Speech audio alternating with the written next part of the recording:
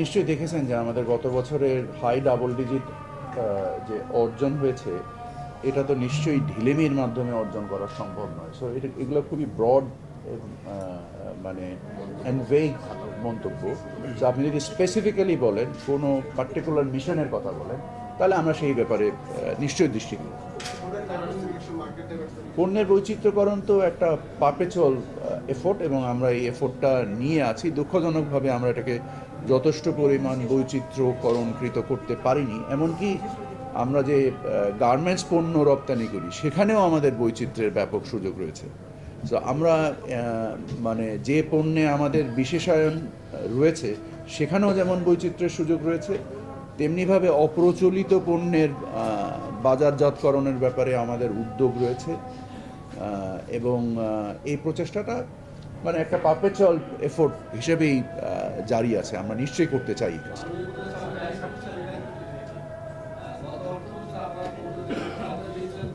আমি আপনার কথা শুনতে পাচ্ছি না।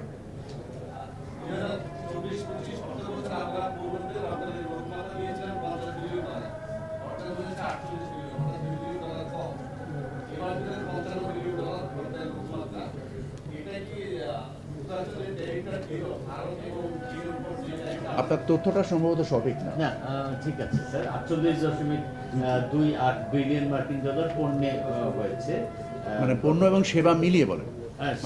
পণ্য এবং সেবা মিলিয়ে হলো 55.7। এক্স্যাক্টলি। আপনি যখন রপ্তানি বলছেন, সামগ্রিক রপ্তানি 48 না? আপনি কি পণ্যের কথা বলেছেন? আচ্ছা, সরি বলেন।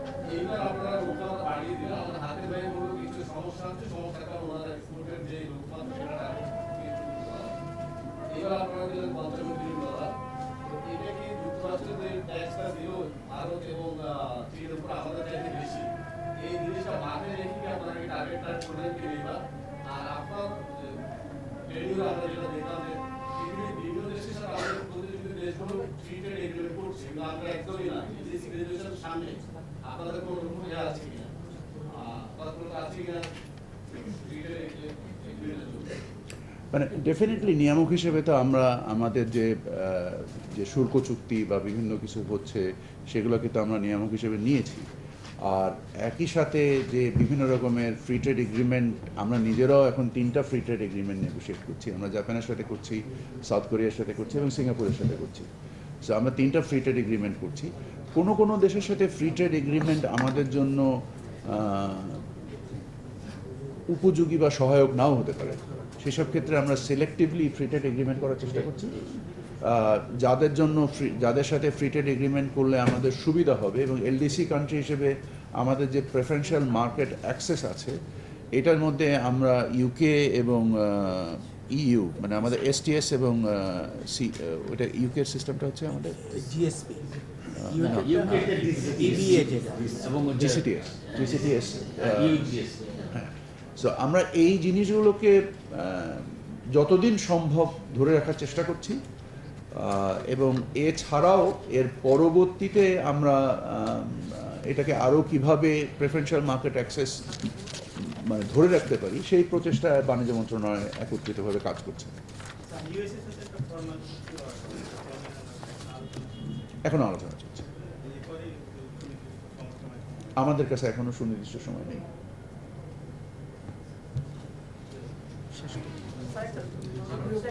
আচ্ছা, আমার কাছে সরি, পেঁয়াজের বর্তমান যে দাম এখন 80 টাকা কেজিতে চলে গেছে, তো কিছু পেঁয়াজ আমদানি কথা ভাবছেন, সেটা কি ইন্ডিয়া থেকেই শুরু নাকি অন্য দেশ থেকে? আমরা তো উন্মুক্ত করে দেবো, সেটা যেখান থেকেই আসবে, ইন্ডিয়া, পাকিস্তান, পাওয়া যায় সেখান থেকেই তো আসে। এক্স্যাক্টলি।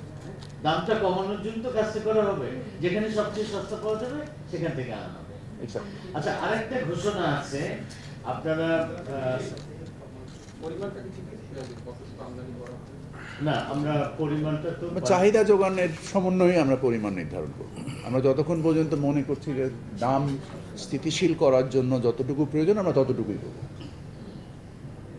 আচ্ছা, আমার মনে হয় ঘোষণাটা। আচ্ছা, আপনারা জানেন যে ভোজ্য তেলের দাম আমরা পিরিয়ডিক্যালি মাঝে মাঝে নির্ধারণ করি, বা এখান থেকে ধরে দেওয়া হয়, বা তাদের ঘোষণাটা অ্যাপ্রুভ করা হয় যারা উৎপাদন করেন তাদের। তো গত রমজান মাসের শেষের দিকে আমরা নির্ধারণ করেছিলাম ভোজ্য তেলের লিটার প্রতি 189 টাকা হলো গিয়ে সয়াবিন তেল, এবং পাম অয়েল করা হয়েছিল 169 টাকা। 69 তো অতি সম্প্রতি পাম অয়েলের দামে আন্তর্জাতিক বাজারে কমেছে। সেই কমের সাথে সামঞ্জস্য রেখে পাম অয়েলের দাম 19 টাকা কমিয়ে 150 টাকায় নির্ধারণ করা হয়েছে। কিন্তু আন্তর্জাতিক বাজারে সয়াবিন এবং সয়াবিনের কাঁচামাল সিডিএসও এটার মূল্য অপরিবর্তিত থাকায় সয়াবিন তেলের দাম কমানো সম্ভব হয় নাই। তবে পাম অয়েলের দামে 19 টাকা প্রতি লিটার কমানো হয়েছে।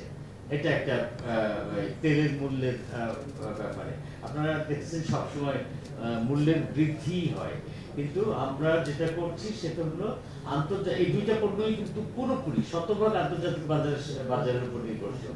কাজে আন্তর্জাতিক বাজারে কমেছে, সে অনুযায়ী আমরা এই সয়াবিন পাম অয়েলের দাম কমিয়ে লিটার প্রতি 150 টাকা নির্ধারণ করেছি। তো শুনে আমরা মিটিংটা শেষ করি, আমরা শেষ করি। হ্যাঁ, আর আপনারা জানেন যে পাম অয়েল কিন্তু 60% কনজাম্পশন, টোটাল ন্যাশনাল কনজাম্পশনের 60% কিন্তু পাম অয়েল। ধন্যবাদ আপনাদের। আমরা একটু বিজিএম এর যেহেতু প্রতিনিধি একজন আসছেন, ওনার কাছ থেকে যদি একটু শুনি আমাদের লক্ষ্যমাত্রা সংক্রান্ত আপনাদের আশাবাদ। আসসালামু আলাইকুম, আমি ডক্টর মোহাম্মদ হাসিবুদ্দিন বিজিএমইএ থেকে এসেছি। প্রথমে আমি ধন্যবাদ দিতে চাই মাননীয় উপদেষ্টা সচিব মহোদয়কে।